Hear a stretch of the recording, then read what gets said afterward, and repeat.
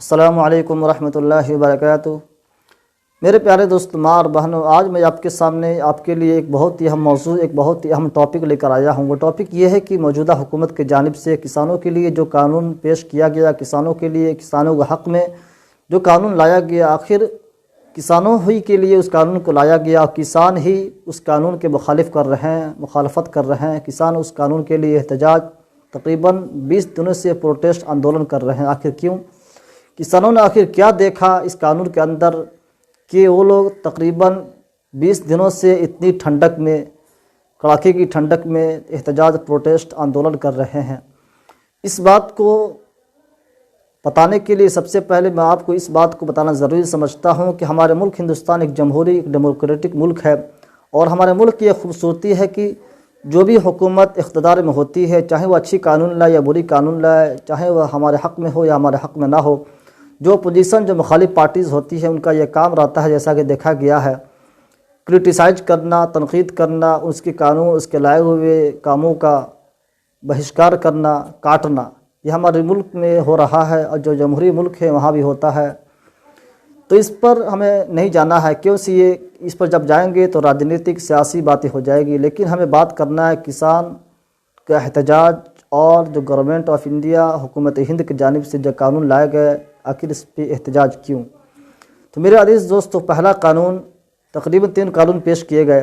पहला कानून जमाखोरी का, उसका मतलब यह है कि बड़े बड़े ताजिरों और कंपनियों को खूब ज़्यादा से ज़्यादा गल्ला स्टॉक जमा करने की खुली इजाज़त होगी। उसका नतीजा ये होगा कि जब किसानों की फसल बिकने का वक्त होगा तो बड़े बड़े ताजिर कम से कम कीमत लगाकर ख़रीदारी करके ज़्यादा से ज़्यादा गल्ला स्टॉक कर लेंगे। और जब आम आदमी को गल्ला ख़रीदने का वक्त होगा और किसान उन ताजिरों के पास गल्ला ख़रीदने के लिए जाएंगे तो वह ताजिर मनमानी तरीके से मनमानी कीमत देकर बेचेंगे। इस कानून का नतीजा ये होगा कि दोनों तरफ से किसान और आम आदमी का ही नुकसान होगा, आम आदमी का ही घाटा होगा। अजीज़ दोस्तों, दूसरा कानून मैं बहुत ही आसान और बहुत ही सादे सरल ज़ुबान में समझाना चाहता हूँ। दूसरा कानून ठेका के खेती।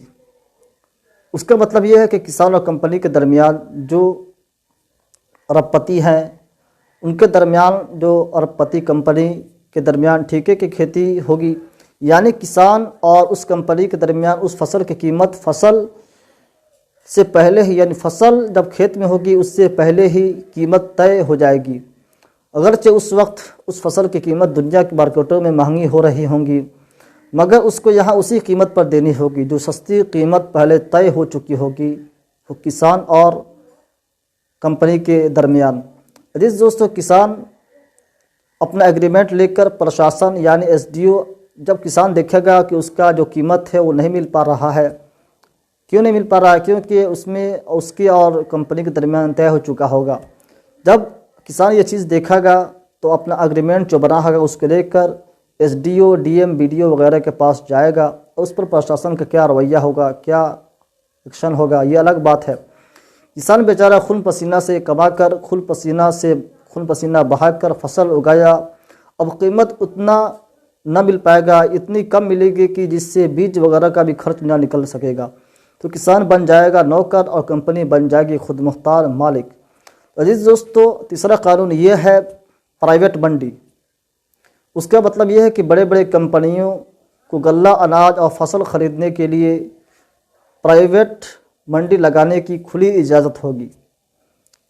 अजीज़ दोस्तों, प्राइवेट मंडी बनाने के लिए उनकी खुली इजाज़त होगी। 2-4 सीज़न तक किसानों को अपनी जानिब उठाने के लिए, अपनी जानिब मुतासिर करने के लिए, अपनी जानिब रुख करने के लिए अच्छी कीमत लगाकर कंपनी ख़रीदारी करेगी। जब कंपनी सारे किसानों को प्राइवेट मंडी की जानिब, प्राइवेट जो उसका मंडी होगा उसके जानिब आते देखेगी, उसके बाद उस कंपनी का रवैया ये होगा कि अपने मनमानी तरीके से किसानों को देगी फसल, और इसका नतीजा यह होगा किसान का हक मारा जाएगा। क्योंकि ये कानून पहले पास हो चुका होगा, इसलिए कानून का भी पास हो जाना, उसमें किसानों के लिए कोई क्रिटिसाइज या कोई तनकीद या किसी हक तलफी या उसमें किसी तरह का चूँ चरा करने का भी किसानों का हक ना होगा। तो अजीज़ दोस्तों, किसानों ने जब इन तमाम चीज़ों को देखा कि इसमें हमारा ही नुकसान है, हम अपने मेहनत से, खून पसीने से इस चीज़ को उगाएंगे और हमारा जो तमाम चीज़ें हैं वो किसी दूसरे के हाथ में चली जाएगी, हम अपने घर के नौकर हो जाएंगे और जो हमसे लेते हैं वो ख़ुद मुख्तार मालिक हो जाएंगे। इसका खुलासा कलाम यही है, इसका खुलासा यही है कि सरकार ये तीनों कानून लाकर अरबपतियों, ताजिरों को किसानों का मालिक और किसानों का अपना ही खेत पर किसान को मुलाजिम बना देना चाहती है, ताकि ये अरबपति जो ताजिर हैं पैसा जमा करें किसानों से और जब सरकार की ज़रूरत पड़े तो उनको दे, उनको मुहैया कराएं। तो मेरे दोस्तों, किसानों ने जब इस चीज़ को बारीकी से देखा, जो उनके लीडर्स हैं उन्होंने जब इसको देखा परखा, तो उन्होंने किसान को जमा किया, इकट्ठा किया और सरकार के, गवर्नमेंट्स ऑफ इंडिया के गलत पॉलिसी, इस रवैये को मुखालफत की और इसके लिए वो तकरीबन 20 दिनों से एहतजाज, प्रोटेस्ट आंदोलन चल रहा है, जैसे कि आप सबको मालूम है। मेरा अज़ीज़ दोस्तों, इसके लिए, इस आंदोलन के लिए, जैसे कि आप सबको मालूम है कि ये शख्स, इनकी आवाम में बहुत ही ज़्यादा कदर क़ीमत है, मंज़िलत है, इनकी बहुत इज़्ज़त है। इन्होंने ख़ुदकशी की और तकरीबन 3-4 पेज में इन्होंने लिखा कि मैंने आखिर क्यों की। और इस आंदोलन के दौरान कई लोगों का मौत भी हुई। आखिर इस पर सरकार का आगे क्या कदम होगा, सरकार क्या करेगी, ये अलग बात है। अल्लाह ताला से दुआ है कि अल्लाह तबारक व तआला हमारे मुल्क की सालमियत को बाक़ी रखे। अल्लाह ताला से दुआ है कि अल्लाह तबारक व तआला हमारे मुल्क में अमन व अमान कायम रखे।